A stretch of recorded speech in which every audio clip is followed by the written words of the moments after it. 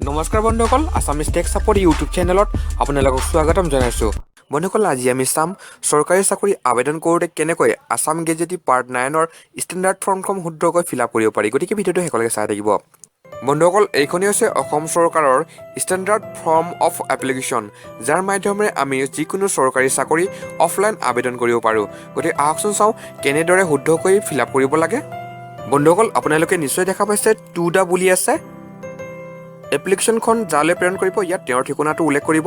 মই সদ্যহতে আপোনালোকক দেখুৱাবলৈ এই ঠিকনাটো উল্লেখ কৰিছোঁ। ইয়াৰ পিছতে আছে নেম অফ দ্য পোষ্ট, যিটো পোষ্টত আপুনি আবেদন কৰিব সেই পোষ্টৰ নাম দিব। মই টেকনিকেল এটেণ্ডেণ্ট বুলি দি লৈছোঁ। ইয়াৰ পিছতে ডিপাৰ্টমেণ্ট আছে, আপুনি যিটো ডিপাৰ্টমেণ্টত এপ্লাই কৰিব সেই ডিপাৰ্টমেণ্টটোৰ নামটো ইয়াত উল্লেখ কৰিব। ইয়াৰ পিছতে নেম ইন ফুল ব্লক লেটাৰত, আপোনাৰ নামটো ইয়াত ব্লক লেটাৰত ফুল লিখিব লাগিব, সম্পূৰ্ণৰূপে লিখিব লাগিব আপোনাৰ নামটো ইয়াত ব্লক লেটাৰত। ইয়াৰ পিছতে আছে আপোনাৰ প্ৰেজেণ্ট এড্ৰেছটো। মই আপোনালোকক দেখুৱাবলৈ মই যিকোনো এটা ঠিকনা বাছি লৈছোঁ। ইয়াৰ পিছতে আপোনাৰ পাৰ্মানেণ্ট এড্ৰেছটো দিব।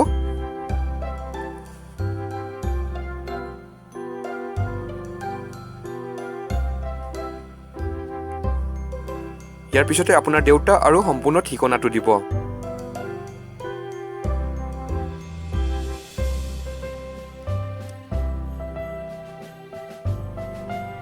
পাঁচ নম্বৰত আপোনাৰ জন্ম হোৱা ঠাইখনৰ নাম, লগতে থানাৰ নাম আৰু জিলাৰ সৈতে ডাকঘৰটো উল্লেখ কৰিব লাগিব।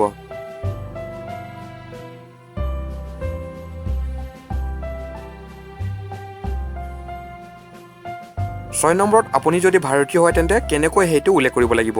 যিহেতু আপুনি ভাৰতীয়, গতিকে ইয়েছ বাই বাৰ্থ দিব, অৰ্থাৎ জন্ম হওঁতে আপুনি ভাৰতীয়। লগতে 7 নম্বৰত আপোনাৰ শিক্ষাগত অৰ্হতাটো দিব লাগিব। লগতে আপুনি যিখন কলেজ বা স্কুলৰ পৰা পাছ কৰিছে সেই স্কুল বা কলেজখনৰ সম্পূৰ্ণ ঠিকনা দিব লাগিব। 8 নম্বৰতে আছে অৰ্ডাৰ কোৱালিফিকেশ্যন, যদি আপোনাৰ অন্য কিবা কোৱালিফিকেশ্যন আছে তেন্তে মেনশ্যন কৰিব। 9 নম্বৰত আপোনাৰ কমিউনিটিটো ইয়াত উল্লেখ কৰিব। 9 নম্বৰ এড কৈছে আপোনাৰ ষ্টেট ইয়ৰ ৰিলিজন, আপোনাৰ ৰিলিজনটো লিখিব। 9 নম্বৰ বিত আপোনাৰ উল্লেখ কৰিছে SC বা ST হ'লে ইয়াত ইয়েছ দিব, যদি নহয় তেন্তে ন দিব। যদি আপুনি ইয়েছ দিয়ে তেন্তে আপোনাৰ কাষ্ট চাৰ্টিফিকেটখন ইয়াত এনক্ল'জ কৰিব লাগিব। 10 নম্বৰতে আছে যেতিয়া আপুনি আবেদন কৰিব সেই বছৰটো ইয়াত উল্লেখ কৰিব। লগতে HSLC চাৰ্টিফিকেট অনুসৰি বয়সটো বছৰ মাহ দিন অনুপাতে ইয়াত উল্লেখ কৰিব।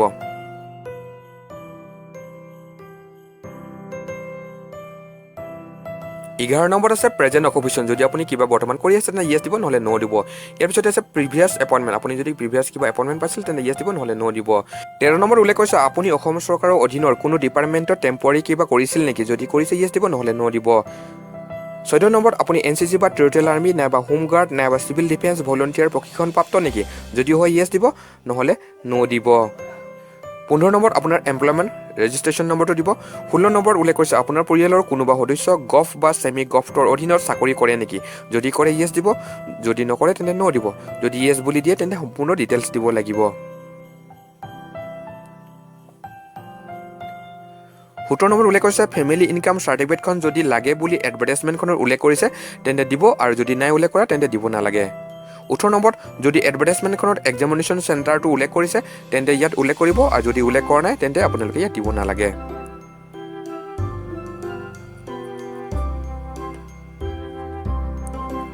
ইয়াৰ পিছতে আপোনালোকে নিশ্চয় দেখা পাইছে বন্ধুসকল I am a candidate for the post বুলি আছে। ইয়াতে আপুনি যিটো পষ্টত এপ্লাই কৰিব সেই পষ্টৰ নাম ইয়াত উল্লেখ কৰিব। ইয়াৰ পিছতে আপুনি ট্ৰেজাৰী চালান যিমান টকা কাটিব ইয়াত উল্লেখ কৰিব টকাটো। ইয়াৰ পিছতে ডেটটো মেনশ্যন কৰিব, লগতে প্লেচটো উল্লেখ কৰি দিব, আৰু শেষত আপোনাৰ ছিগনেচাৰটো ইয়াত দিব।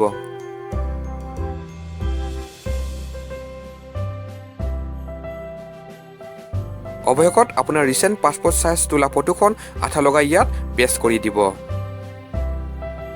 বন্ধুসকল, চৰকাৰী চাকৰি আবেদন কৰোঁতে আছাম গেজেটি পাৰ্ট 9ৰ ষ্টেণ্ডাৰ্ড ফৰ্মখন শুদ্ধকৈ ফিল আপ কৰাৰ এইটোৱে আছিল পদ্ধতি। আশা কৰোঁ আপোনালোকে এই ভিডিঅ'টোৰ পৰা অলপ হ'লেও উপকৃত হ'ব, আৰু ভিডিঅ'টো ভাল লাগিলে নিশ্চয় লাইক আৰু শ্বেয়াৰ কৰিব। আৰু আপুনি যদি মোৰ চেনেলটোত নতুন তেন্তে এনেধৰণৰ তথ্যবোৰ পাই থাকিবৰ বাবে আছামিজ টেক সাপোৰ্ট ইউটিউব চেনেলটো ছাবস্ক্ৰাইব কৰিব, যিটো সম্পূৰ্ণ বিনামূলীয়া। লগতে বেল ছবিটো টিপি দিব, যাৰ মাধ্যমেৰে আপুনি ভিডিঅ' আপলোড কৰাৰ লগে লগে খবৰ পাই যাব। পুনৰ ধন্যবাদ বন্ধুসকল, পুনৰ লগ পোৱা আশাৰে আজিলৈ বাই।